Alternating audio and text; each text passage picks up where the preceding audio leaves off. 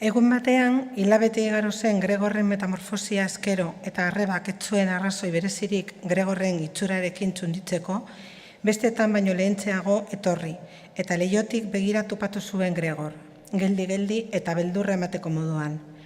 Gregor etzen harrituko arreba sartuz balitz, beraan egonda Gretek ezin baitzuen leihoa berehala zabaldu, baina ez hartzeaz gain, atzera egin eta atea itxi zuen.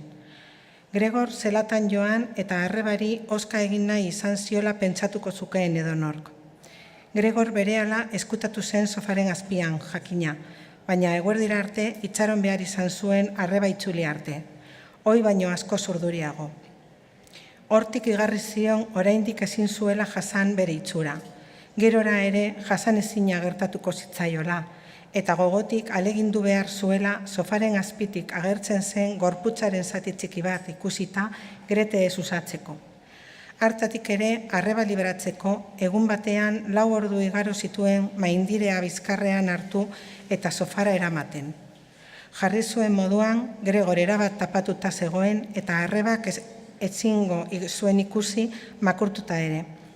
Maindire haren beharrik ez zegoela iristen bazion, arrebak kendu egin zezakeen, argi baitzegoen bere burua hala sokoratzea ez zela Gregorren gustukoa. Baina hark bere hartan utzi zuen maindirea, eta Gregorrek buruarekin kontu handiz maindirea pizka bat arrotu zuen batean, arrebak antolaketa berriari zer iristen zion jakiteko.